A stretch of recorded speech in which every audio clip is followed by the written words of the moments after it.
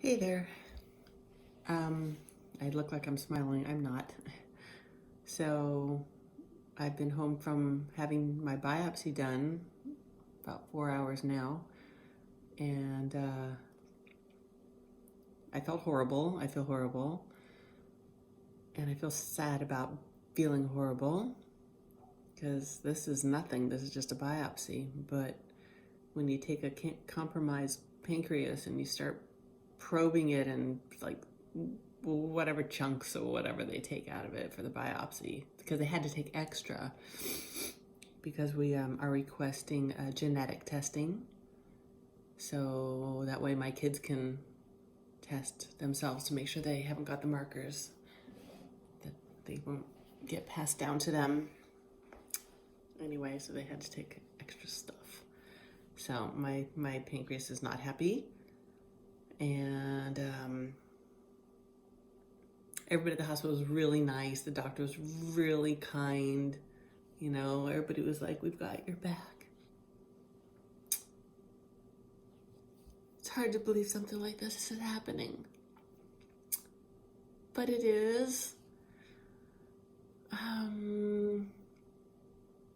Of course, when they went to take my blood, when they went to give me an IV, you know, I have very tiny veins, and when I'm cold and when I'm dehydrated and stressed, they disappear. I've known this my whole life. I tell this to everybody that has ever drawn blood from me. And everybody says, well, I've been doing this for a long time. I do it every day, all day. I'm like, please know what you're doing. 3 times to get to a vein. 2 people, 3 times. Hey, at least it wasn't 5.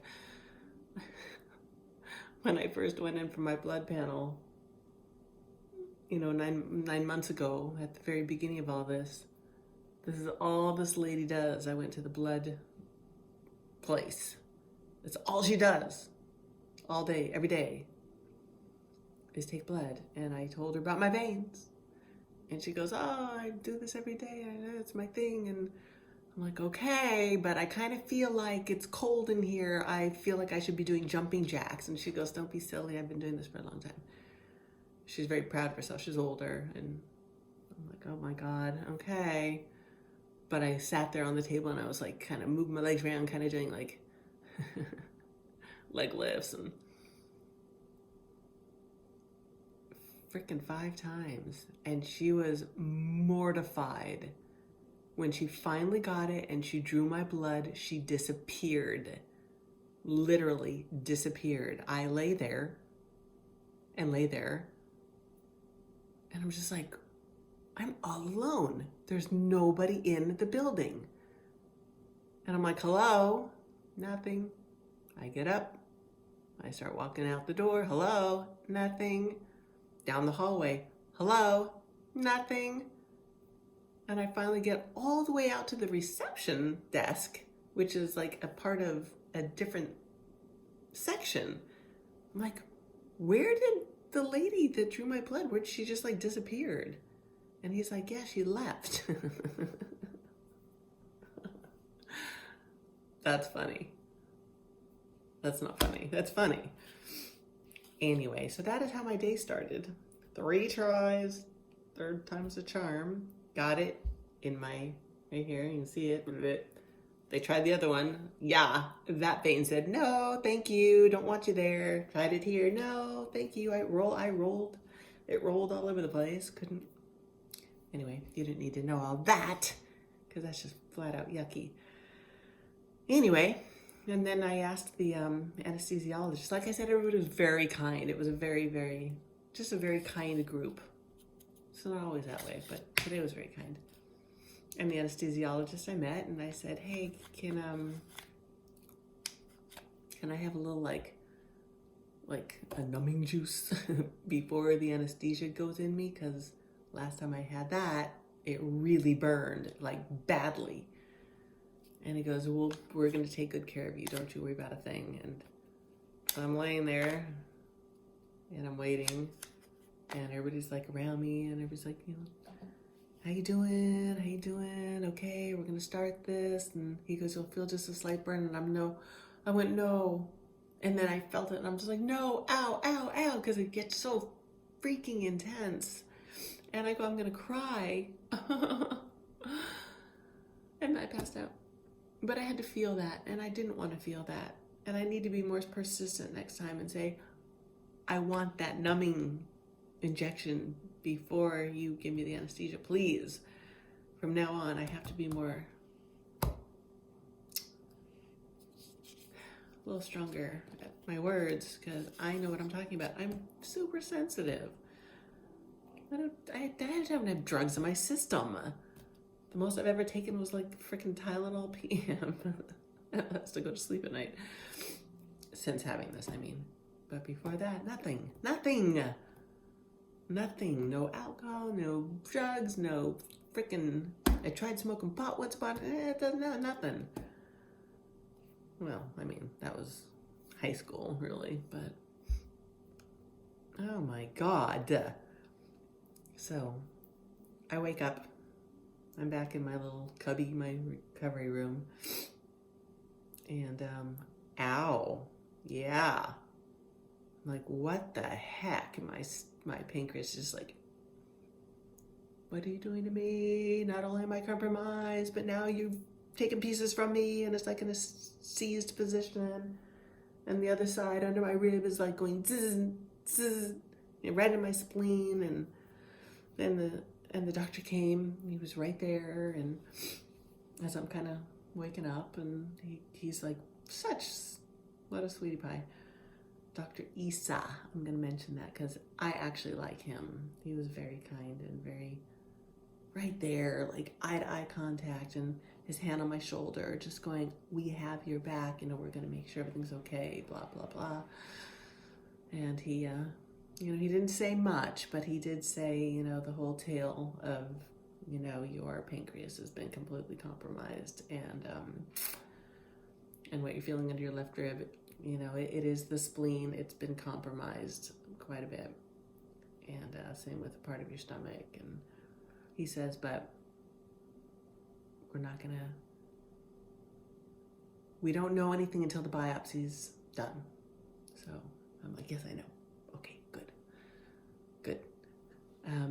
So anyway, I had to lay there for an extra 45 minutes because I tried to get up. I'm like, oh, this, not happening. And I lay back down, and by this time, all the nurses, everybody had left, because now it's 2:30 in the afternoon, and all surgeries take place in the morning, and everybody's up and out of there by, 1, except for me. And I'm just like, whoa. And so, boom, they gave me, in my IV, they gave me a pain med. And then I'm like, whoa, I'm super loopy now. And I don't feel well. Nausea medicine in the IV, and there's only one nurse left, and she's ready to go home. I could feel it. And I was just like, oh, let me just lay here for she goes, yeah, I'll be back in 20 minutes. I'm like, okay, thank you. And I had 10 towels on me, or blankets, hot blankets. I was just cold, constantly cold. And yeah, I went in with a beanie, I have to tell you that. So I had my beanie on the whole time, except for during the surgery part. I was in a hairnet. Super attractive. Ooh. Anyway, back in my beanie when I got back out. And I was finally able to get up, and she got me dressed. She couldn't even wait for me to get dressed. She's like, here, let me put your socks on. Here, let me put your pants on. Or my sweats on. And I let her. I'm like, I don't care. Stark naked. Dress me. Don't care. Let's get out of here. Put me in a wheelchair. Rolled me down to Matthew. Car's waiting. And the funny thing is, it's such a new car, and I've been driving it a ton, and Matthew's kind of new at it. He couldn't unlock the passenger door for me to get in. Yeah. He just walked in the door, walked in the kitchen. So I thought I'd mention that story. Oh, baby. So, and I could feel the nurse's impatience, growing because she wants to go home. And Matthew goes to the passenger door. Chicka, chicka. Nope. Back to the front door. Unlock. Nope. Chicka, chicka. takes his phone out, back to the passenger. He's like, why isn't this working? Back. And finally he goes in the car, reaches over, old school, locks the door from the inside. So that made me smile. I like stories like that. Best intentions. Yeah. It was a big fail on my part. I only had like 45 minutes to get prepared to open the passenger door, and I failed miserably. I love you. That's funny. Yeah. So, needless to say, I haven't felt well all afternoon, but my man here, he took care of me every step of the way, and I lay in bed with Bima. Oh my gosh, he wouldn't leave my side. So sweet. Bima's my cat, by the way. Would not leave my side. I got to get a video of him because it's just the cutest thing ever. Yeah. I hope you do that. Yeah. Yeah. Yeah. Yeah. So I fell asleep. I was asleep for a little while. Started watching a show. That put me to sleep. And I just came in the kitchen slowly, and I'm being fed some more of Lisa's chicken soup because it's very liquidy. And like 4 bites, and I'm so full, but I have to frickin' finish it. I know I do, but I'll do it slowly, like I'm taking a bite every many minutes go by, and I'll take another bite. And we're gonna actually head off to bed here, but I just wanted to tell you about my biopsy experience, because biopsy sounds like no big deal. And this year, no, well, so it was a big deal, and it sucked. And this is only a no big deal surgery. I'm being loved and taken care of. Yeah. Lucky me. Yeah, lucky me. Yeah, we were talking earlier, it just, I don't know. It just doesn't feel fair or right. And I don't know, we're just making the best of it. Loving each other. Opening to love. The love that was all around us all the time. So little silver linings, but we're just taking each day as it comes. And opening to the max. Opening our hearts. As wide as they will go. And that was wider than we originally thought. So, silver linings, we'll take them. Tears down. But you are absolutely amazing, and as I've said since the day I met you, beautiful from the inside out, which is the best kind of beauty. You might want to rephrase that now. No. It's still true. Yeah. Looked for it all my life and have never found it anywhere else but right here with you. Likewise.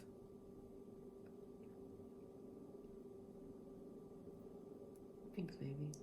Thank you. Oh, I love you.